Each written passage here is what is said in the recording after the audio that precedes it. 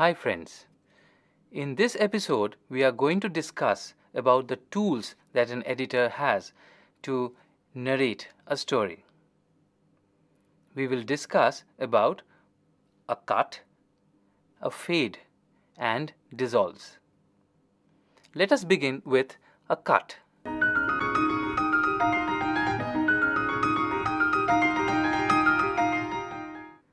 A cut is the most basic tool that the editor uses. A cut is done between two shots. On the other hand, we can say that when we join two shots together, we have a cut. If we look at the practice of watching images, we'll see that while we were watching comic strips, we had gaps in between two images. Image 1 and image 2 often were not continuous images. The audience was smart enough to bridge the gap between the two images. But in case of film, unfortunately, this advantage is not present because the images are moving images. So, a shot should seamlessly move from one shot to the other. So, a cut should be something like a connection between these two shots where the audience cannot understand that there is a cut. So making the cut invisible is the most challenging part of the editor's job. While making a cut, there are 5 principles that need to be followed. They are: a cut should carry the action from one shot to the other. Secondly, it should give dramatic emphasis. Third, it should add information. Fourth, it should establish a space. And fifth, it should establish the sense of time. Let us see how action is continued from one shot to the other, which is also called cutting on action.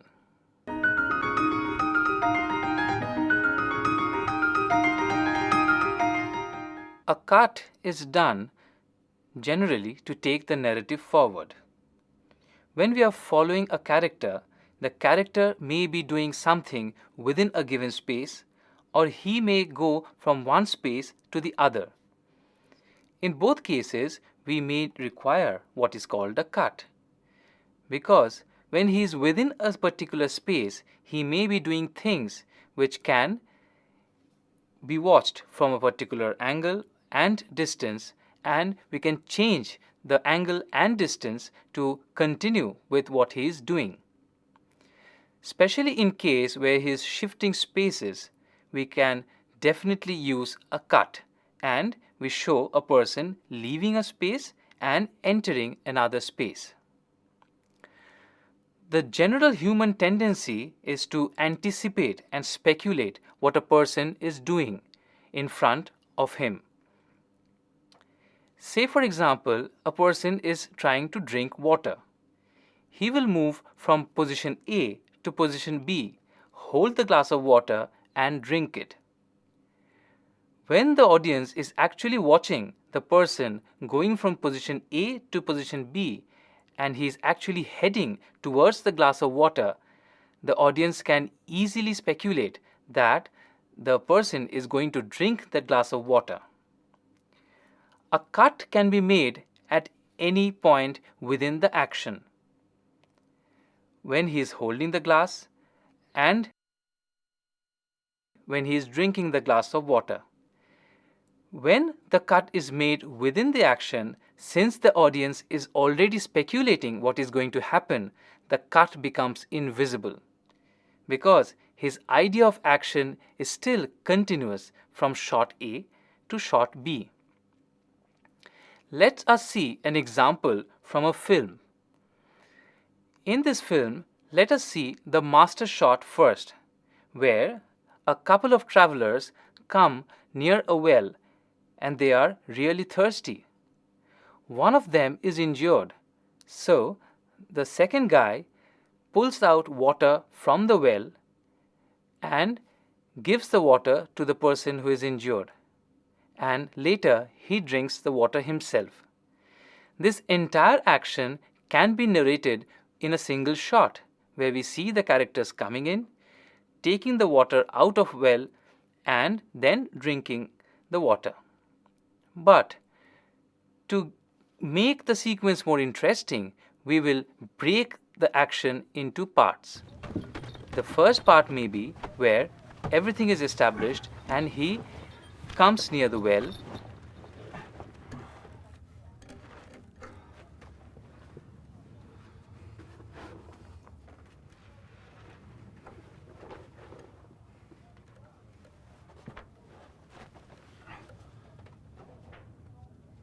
The second may be the shot of him pulling the water out of the well.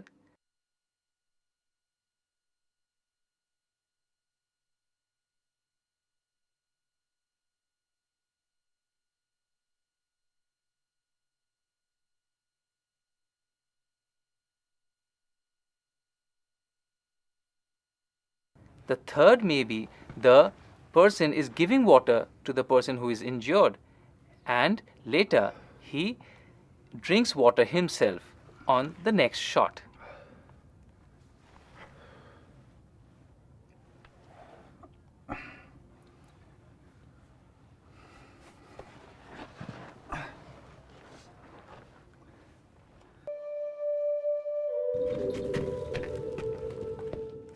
This kind of editing makes the film more watchable and entertaining.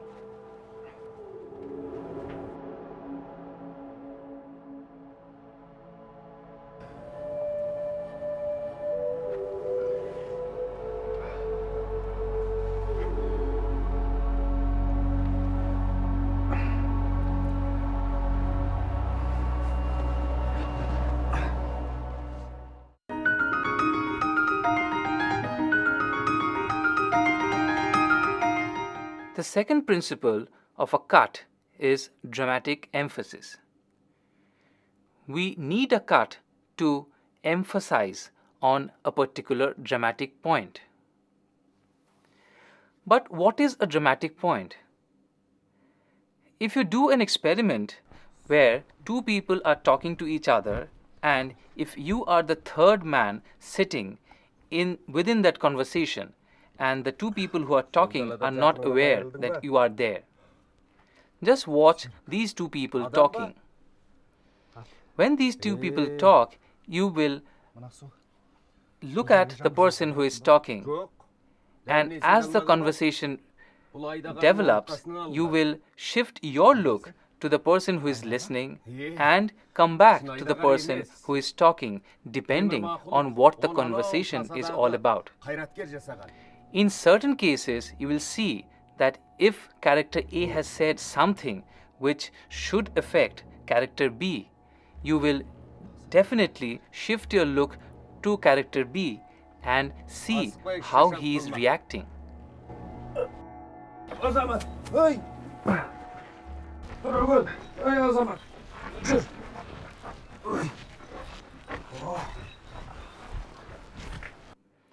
This is called dramatic emphasis in a conversation, where you emphasize a particular reaction, a particular emotion from a character, and you are also telling this story to the audience. This is the secret of an editor. The editor also needs to empathize with the person who is listening. If he can do that, he can easily make out where to use the reaction shot, where to have a shot of the person who is talking, and where to cut when the other person is talking. Dramatic emphasis is also seen in early films like Pudovkin's Mother, or very strangely, it was used in the film called The Lonedale Operator. In that film, the entire film was shot with longish shots, where it was theater-like. In the last scene, where the girl actually manages to handle a couple of burglars with a thing which is not a pistol, later reveals that it's nothing but a sliding wrench.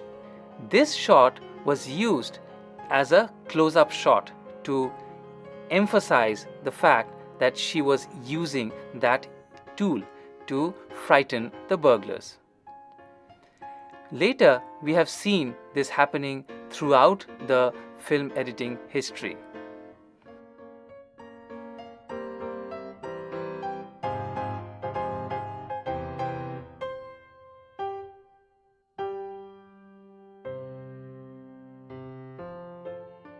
In films, we often see that when a conversation gets intense, we tend to go closer to the person's facial expression. Getting closer to a person's expression obviously makes the emotion larger than life, and the audience can easily relate to the emotions that are being provoked by these shots. So these are elements of dramatic emphasis.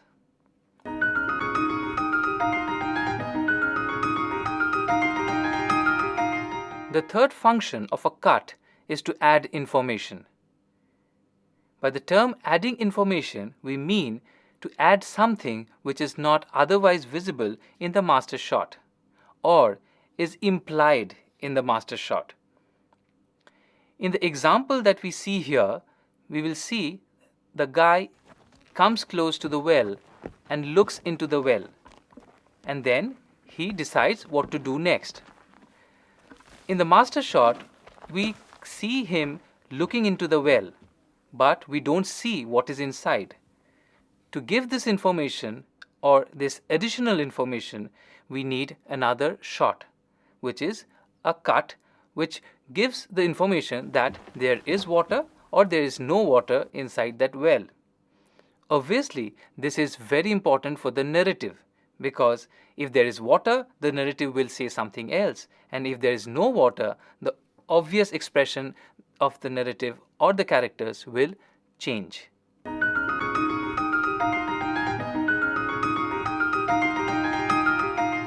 Apart from carrying the narrative forward, the editor also needs to establish a space where the scene is happening.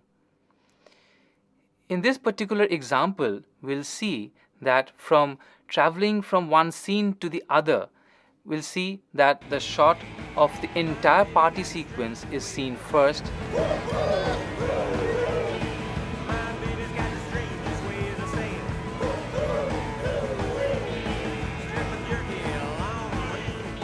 Then we cut into another closer segment of the party scene, and the third shot becomes the shot of the character that the narrative is all about. So the editor uses two shots before we enter the shot of the actual narrative or the shot with the actual characters.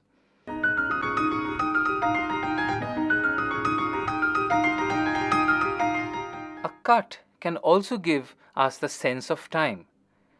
The typical shot of sunset or a sunrise, or if we have the normal activities of a village or city, really wants to prove that the time of the narrative is such. It's either morning or evening. Shots are often used before we enter into a particular scene of the narrative, like empty roads or busy roads, like an empty market space or a very busy market space. Editors often use 2-3 shots to establish the space and the time of that particular narrative section. So these are the basic functions of a cut that we discussed. The cuts that are coming one after the other are not just narratives. They often mean something more than the narrative itself, like establishing space, time, adding information, etc. Now we'll discuss about fades.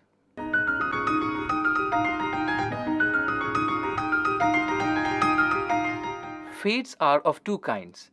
One is a fade in and another one is called a fade out. Fade in is the gradual appearance of a shot from black. This has probably come directly from the practice of watching theaters. In a theater, when the screens are pulled, we see the lights appearing on stage and then the action begins. This gives us the feeling of a beginning of something. So, this has also been used in films for starting something new. Similarly, fade out is the gradual disappearance of a shot into black. Fade out has also got the reverse meaning, that is, the end of certain scene or a segment of a film, etc. We have also seen fade in and fade out used within a single shot. This has been used in montage sequences where we are trying to show the passage of time. A person who is getting ready for office and he reaches office after getting onto a bus or a train and then walking down the road and finally reaching office can be used with fade in and fade outs, and the passage of time is thus revealed. In an example from Charlie Chaplin's Gold Rush, we can see a fade out has been used as a time lapse tool. Time lapse because the scene needs certain time in between.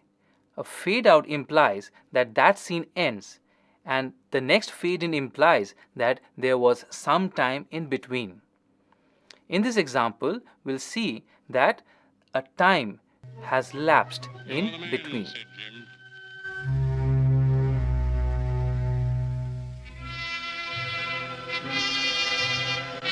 Goodbye, good luck, said the little fellow. Don't forget to bring home the bacon.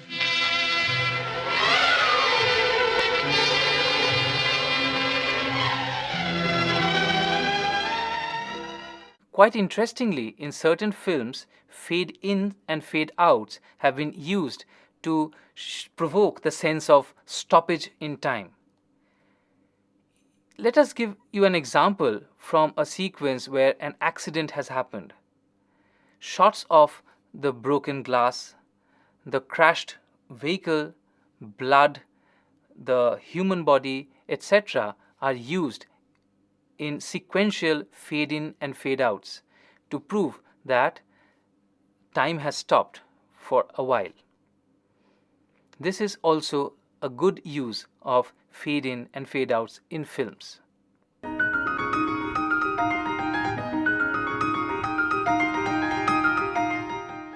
A dissolve is also an important tool for the editor to narrate a story. A dissolve happens between two shots. Shot A merges with shot B, which means shot A gradually disappears and at the same time shot B comes on screen. So we see shot A merging with shot B, and that is called a dissolve. A dissolve is used in many cases. When a character moves into some fantasy or dreamlike situation, we often use dissolves, where the image of the character dissolves into the scene where we actually see what is happening in his dreams or what is he thinking in his dreams. Dissolves can be thematically motivated and graphically inspired. In an example here, we'll see that dissolves are happening where character A gets into a trance-like situation. Shot A, or the shot of the character, dissolves into the shot of a water. The third shot which comes as a dissolve is a graphical dissolve. That is, the image of the bird feather graphically merges with the image of the cloth on water. This is called a graphical dissolve. In a dissolve, the audience is often challenged with the shots that are given one after the other. The audience is asked to think why these images are merging from one to the other. So this is a very useful psychological exercise for the audience while watching cinema. Dissolves are often used to mend a cut. This is very unfortunate. In situations where a cut doesn't work, we have seen in many films that the editor often use a dissolve to hide the cut behind. But this is not the purpose for which a dissolve should be used. This is not cinematic in nature. A dissolve should mean something. Two shots coming one after the other should also give a third meaning to the audience. Otherwise, a cut is always a better option.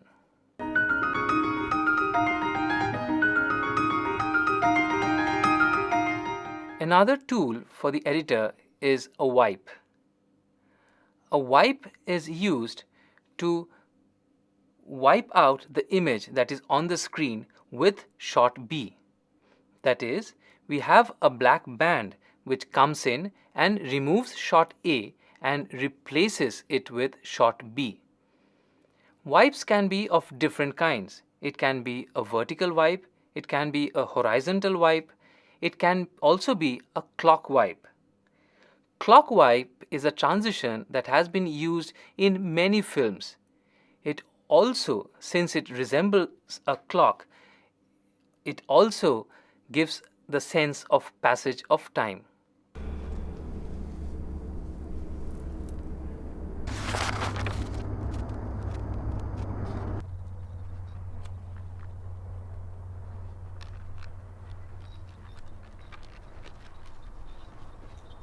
Wipes nowadays is not so much used in films. It is considered more or less obsolete in films, but early films has used wipes in a number of ways, in a number of situations, like the examples that we see here.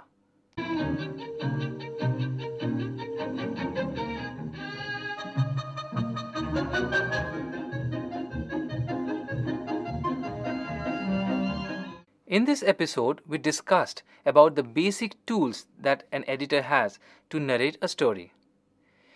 In the next episode, we'll discuss how an editor can achieve seamless editing. Seamless editing is required to make the audience unaware that the editor is actually working behind the screen.